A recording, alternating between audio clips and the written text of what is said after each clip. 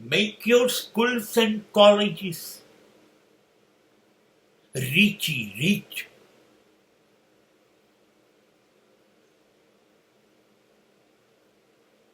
રાજ્ય કે રાષ્ટ્ર કે શહેર કે આવનારી પેઢી ને સમૃદ્ધ બનાવવી છે. Bill Gates, Buffett, Musk, Mark Zuber,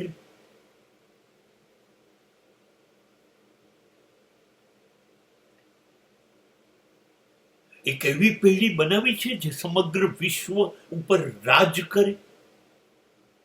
હા, તો પહેલા એવી પેઢી જ્યાં બને એવી સ્કૂલો બનાવો, અદ્ભુત. અને એમાંય પ્રાથમિક સ્કૂલો 1 થી 4 ધોરણમાં જેટલો અદ્ભુત માનવી પેદા કરી શકાય એટલો આગળ નહીં કરી શકાય. 1 થી 4માં જેવો બનાવ્યો એને આગળ શણગારી શકાશે, વિકસાવી શકાશે. નવું ઉમેરવાની ઉંમર ખતમ.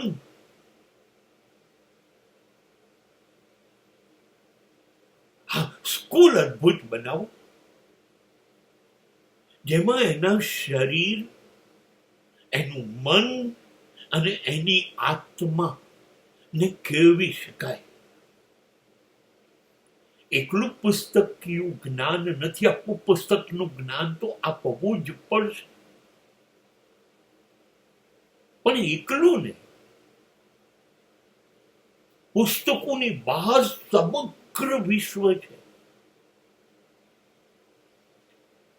બર્નાર્ડ શો જેવા અનેક મહાન વ્યક્તિઓનું કહેવું હતું કે મારું સાચું શિક્ષણ તો સ્કૂલ ને કોલેજ મેં છોડી દીધી પછી શરૂ થયું.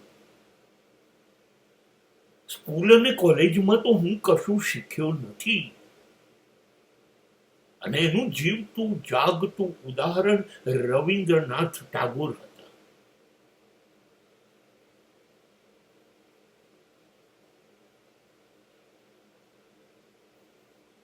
સ્કૂલો આપી શકશે આ 5-7 જે શૈક્ષણિક વિષયો છે એને બાદ કરતા 64 કળાઓ એની અંદર આપશો તો જિંદગીમાં એ કામ આવશે.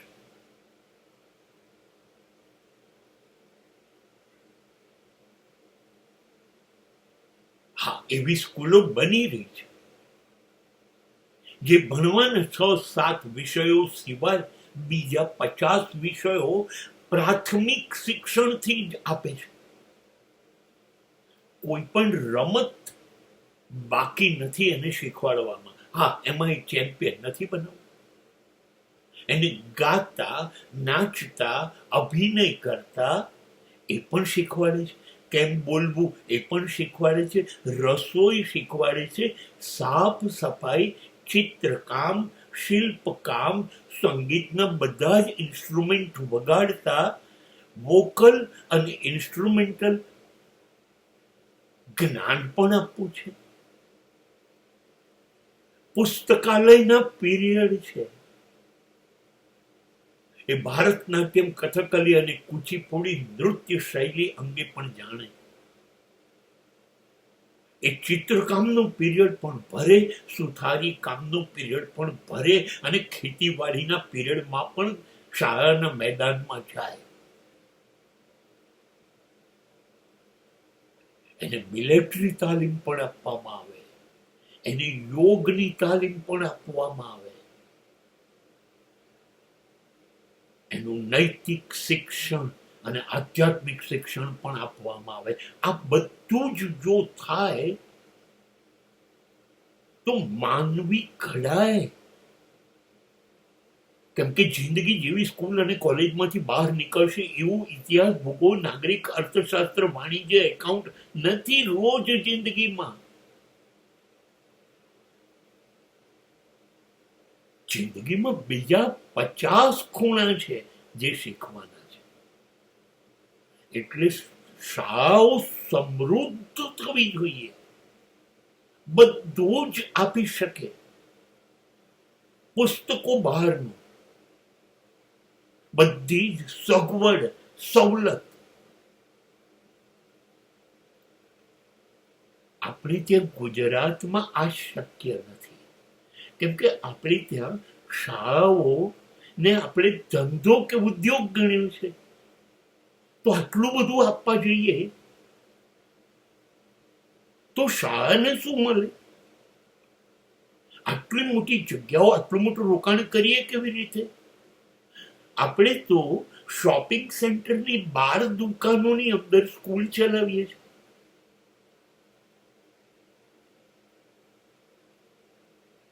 આપણે નિષ્ણાત શિક્ષક દરેક પ્રવૃત્તિના અલગ મૂકવા નથી.